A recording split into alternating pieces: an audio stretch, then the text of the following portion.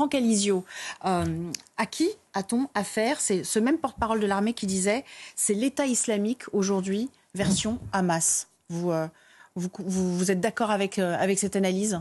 On a affaire au plus grand attentat terroriste islamiste de tous les temps, de l'histoire. On a affaire à un groupe terroriste, hein, c'est pas une armée régulière. Le Hamas, c'est un groupe terroriste qui a pour objectif la destruction d'Israël et le djihad international. C'est important à rappeler pour tout l'Occident.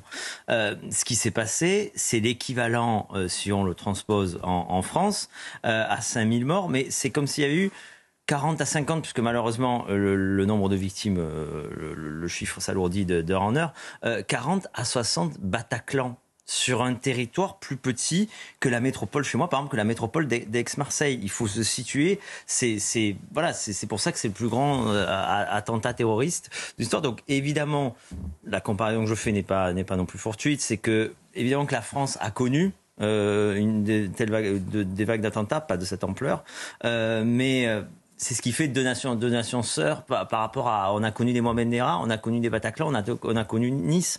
Ouais. C'est l'esprit. Et évidemment qu'on est face à des terroristes qui se comportent comme des animaux et qu'il va falloir, évidemment, la République d'Israël va devoir être ciblée, mais néanmoins forte. Et à cela s'ajoute cette immense difficulté qui change la donne par rapport à d'autres événements et d'autres opérations d'antiterroristes. C'est les boucliers humains qui, évidemment, rendent les choses encore plus compliquées. L'objectif, effectivement, il est clair, mais le risque, c'est que ça se finisse en bain de sang, parce que vous parliez des personnes kidnappées qui sont retenues par le Hamas. Il y a aussi la possibilité qu'on fasse appel à des boucliers humains de la population palestinienne elle-même pour tenter de préserver aussi les têtes pensantes du Hamas. Tout va se jouer dans un périmètre où il y a une densité de population énorme aussi, il faut bien le préciser. Oui, c'est ce qui change la donne, évidemment, puisque il y a ce risque, enfin il n'y a pas ce risque, c'est avéré, de bouclier humain qui va compliquer les choses, qui rend toute opération beaucoup plus difficile. Moi, je ne vais pas rentrer dans des considérations trop techniques en matière d'opération, ni même d'affaires intérieures d'Israël. Je pense que la priorité absolue, déjà, c'est d'avoir une communauté internationale unanime, prête à soutenir, y compris d'ailleurs dans chaque nation.